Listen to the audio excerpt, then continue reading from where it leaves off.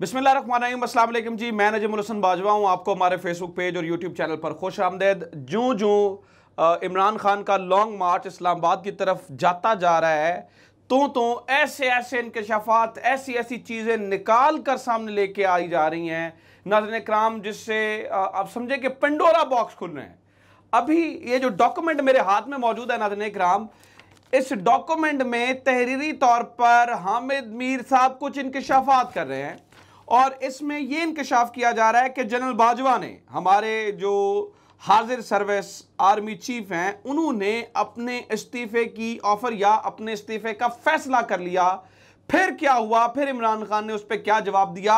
अब इनकी इन लाइनों से पता नहीं इन्होंने किसी की मर्जी पे मतलब इजाज़त लेके लिखी हैं या इजाज़त के बगैर ही लिखी हैं, लेकिन ये बड़ी ख़तरनाक चीज़ है।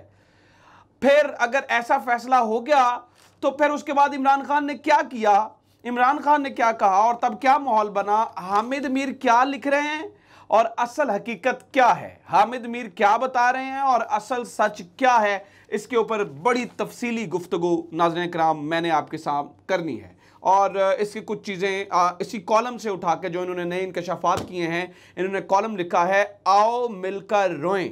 इस कॉलम के अंदर कुछ चीज़ें इन्होंने लिखी हैं, वो आपके सामने मैंने रखनी है जो ये इंकशाफात कर रहे हैं। लेकिन सबसे पहले नाज़रीन कराम मैं आपके सामने रखना चाहता हूँ कि परसों से एक खबर जो है ना वो निकल रही है, बाहर सामने आ रही है, जिसमें बताया जा रहा है कि एक प्रेस कॉन्फ्रेंस इमरान खान के खिलाफ होने वाली है और उस प्रेस कॉन्फ्रेंस से इमरान खान को बड़ा धचका लगेगा और उस प्रेस कॉन्फ्रेंस यानी कि वो इतनी ज़्यादा शॉकिंग होगी जितनी शॉकिंग जो है ना वो इससे पिछली वाली प्रेस कॉन्फ्रेंस यानी कि DGI-SI और DGI-SPR की प्रेस कॉन्फ्रेंस थी, शायद ये जो नई होने वाली प्रेस कॉन्फ्रेंस है उससे ज़्यादा बड़ा धचका लगे। इसके ऊपर बहुत ज़्यादा राय ली जा रही थी, बहुत ज़्यादा बातचीत की जा रही थी। अच्छा, वो वाला ये जो मामला ना हामिद मीर वाला और इनके इंकशाफात वाला, ये मैं डिस्कस करता हूँ, लेकिन इससे पहले ज़रा ये और इंपॉर्टेंट चीज़ है, ज़रा ये सुन लीजिए। तो नाज़रीन कराम, ये बहुत ज़्यादा जो है ना वो खबरें चल रही थी और इस बारे में बातचीत की जा रही थी कि एक बहुत बड़ी प्रेस कॉन्फ्रेंस होने जा रही है। अब जब जो जर्नलिस्ट हैं उन्होंने इसके बारे में तहकीक करना शुरू की तो दो नाम सामने आए जिनके ऊपर बात हो रही थी कि शायद इन दो नामों में से एक नाम आके प्रेस कॉन्फ्रेंस करे। पहला नाम chief justice retired Saqib Nisar यानी कि जस्टिस रिटायर्ड साकिब निसार साहब का नाम था और ये तक आ गया, तारिक मतीन साहब ने असल में ये खबर दी जिसमें तारिक मतीन ये कह रहे थे कि ये तक कह दिया जाए जिसमें इमरान खान के लिए फितना का लफ्ज भी इस्तेमाल किया जाए। इससे क्या होगा, एक बहुत बड़ा धचका होगा और ये बताने की कोशिश की जाएगी कि शायद इमरान खान वो ये साबित करने की कोशिश करेंगे कि देखें इस गुनाह में हम भी शरीक रहे हैं। तो दो नाम आ रहे थे मुबैना तौर पर सामने, एक नाम जो है वो जस्टिस रिटायर्ड साकिब निसार और दूसरा नाम नाज़रीन कराम जनरल रिटायर्ड शुजा पाशा, उनका नाम जो है वो सामने आ रहा। तो इस सिलसिले में कुछ अपडेट्स हैं, मतलब अभी तो देखें ना, जब तक ये हो नहीं जाती तो स्पेकुलेशंस हैं। तो इसमें से जो है ना वो एक जो वजाहत सामने आई है वो मैं आपके सामने रखता हूँ ताकि आपको हकायक जो है ना वो मंजर-ए-आम पर रहें। नाज़रीन कराम, सबसे पहली वजाहत सामने ये आई है कि ये रिपोर्टर हैं जिनका नाम है इमरान मोहम्मद, ये दुनिया न्यूज़ के रिपोर्टर हैं। इन्होंने ये कंफर्म किया है, इन्होंने साकिब निसार से रब्ता किया और उनकी ट्वीट में आपके सामने रख दूँ। वो कहते हैं गुज़श्ता रोज़ से इशारों में ये कहा जा रहा था कि शायद साबिक चीफ जस्टिस साकिब निसार जल्द कोई प्रेस कॉन्फ्रेंस करने वाले हैं और ये प्रेस कॉन्फ्रेंस PTI लॉन्ग मार्च के लिए एक बड़ा धचका साबित होगी। साकिब निसार से मेरी बात हुई है, उन्होंने तमाम अफवाहों को रद्द कर दिया है। साकिब निसार का कहना है कि वो अपनी आकबत संवारना चाहते हैं, ख़राब नहीं करना चाहते। किसी भी तरह की प्रेस कॉन्फ्रेंस का कोई इरादा नहीं है। गरीब मजलूमों के लिए मुफ्त कानूनी इमदाद पे काम कर रहा हूँ और इसी से मुझे दिली सुकून मिलता है। बेबुनियाद प्रोपेगेंडा बंद होना चाहिए।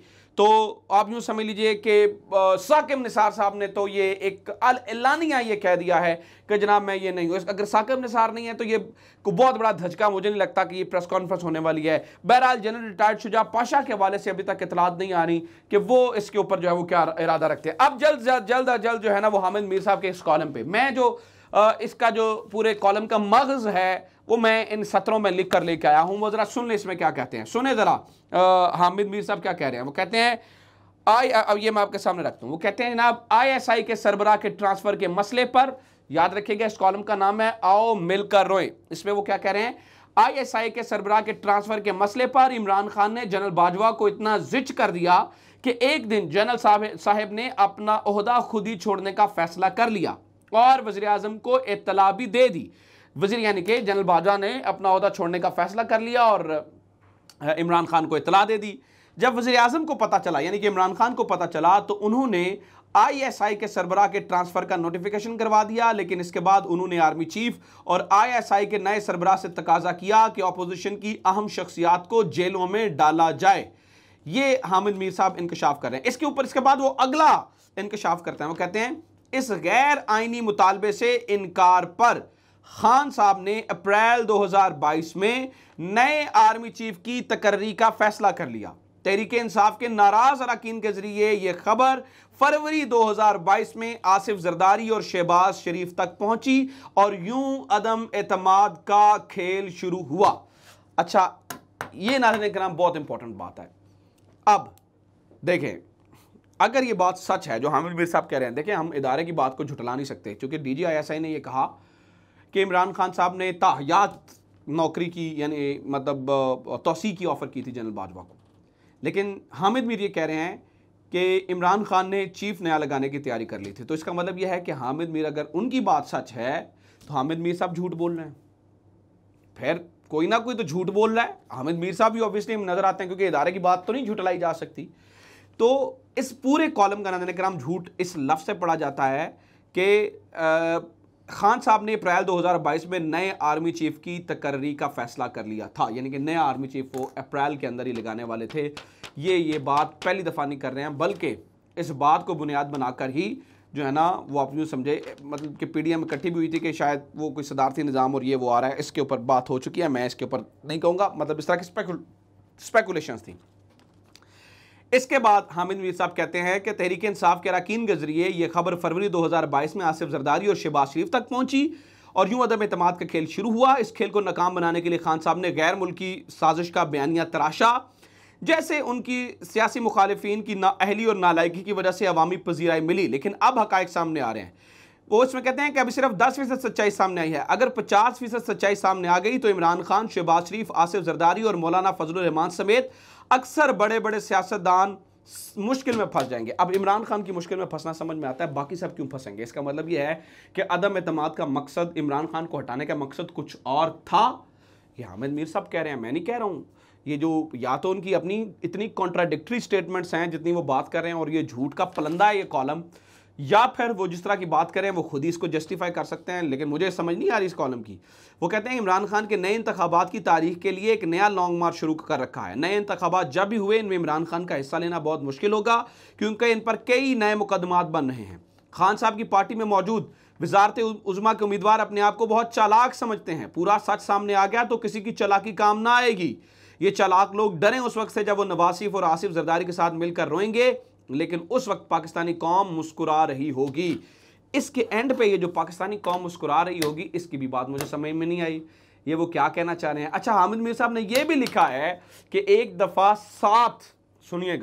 7 मिनिस्टर इमरान खान के 7 मिनिस्टर जनरल बाजवा के पास गए और उन्होंने कहा कि इमरान खान हमारी नहीं सुन रहा, जिसके ऊपर जनरल बाजवा ने कहा, ये हामिद मीर साहब लिख रहे हैं, वो तो हमारी भी नहीं सुनता। तो फिर ये बात हुई, चलो आओ मिलकर रोएं, ठीक है। फिर इसी तरह की एक और स्टेटमेंट सामने आई थी जिसमें कहा गया था जी 5 वजीर इमरान खान के गए थे। अब बात जो भी है, अब कौम के सामने सच आना चाहिए। ना मैं इसको झुटला रहा हूँ, ना मैं ये कह रहा हूँ कि इदारे ने जो कुछ कहा वो गलत कहा। इदारा ऑब्वियसली ठीक कह रहा होगा, उनके पास सबूत होते हैं। लेकिन हामिद मीर साहब तो फिर इसका मतलब है ना गलत कह रहे हैं ना। हामिद मीर साहब तो गलत कह रहे हैं, हामिद मीर साहब की बात तो गलत है। तो ये एक और कागज़ का टुकड़ा है जो इमरान खान के जो बयानिया है उसको नुकसान पहुँचाने के लिए लिखा गया है। और ये अब देखते हैं किस हद तक जो है ना वो नुकसान पहुंचाता है, पर मुझे लगता है कि ज़्यादा नुकसान पहुंचा नहीं सकेगा। इसके अलावा एक और खबर है नाज़रीन किराम, वो ये है कि सेनेटर यूसुफ रज़ा गिलानी के खिलाफ एक रेफरेंस बना 4 गाड़ियां तोशाखाना से लेने के लिए। उस रेफरेंस को जो है ना वो जो चेयरमैन सेनेट है उन्होंने रद्द कर दिया है, ठीक है। और वो जो रेफरेंस है वो आगे नहीं भिजवा रहा है, क्योंकि तोशाखाना में जो कुछ इमरान खान ने लिया था उसके ऊपर बात हुई तो तहरीक इंसाफ ने कहा था जी हम भी फिर आपके खिलाफ बात करेंगे, हम देखेंगे जो रेफरेंस आपके खिलाफ बना है उसके ऊपर बातचीत होगी।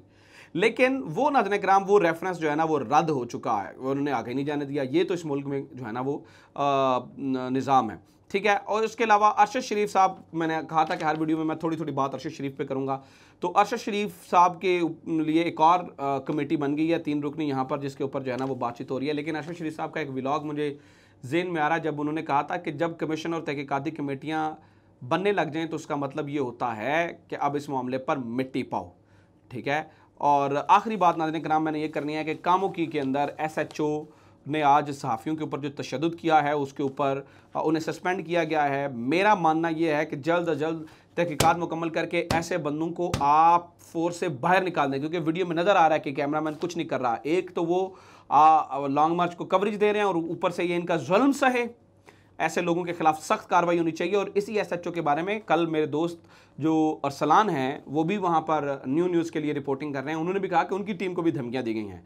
तो ऐसे लोगों के खिलाफ जो है ना वो सख्त से सख्त कार्रवाई होनी चाहिए, क्योंकि वो मार खा के आपकी मार्च की कवरेज अच्छी नहीं करेगा। बाकी रह गई रिदा फारूकी ने एक तहकीकाती एजेंसियों से नहीं खुफिया एजेंसियों की एक रिपोर्ट जारी की है। उस रिपोर्ट का तिया पांचा मैं अगली वीडियो में करता हूँ, मज़ा आएगा आपको। अपना ख्याल रखें। खुदा हाफिज़। पाकिस्तान जिंदाबाद।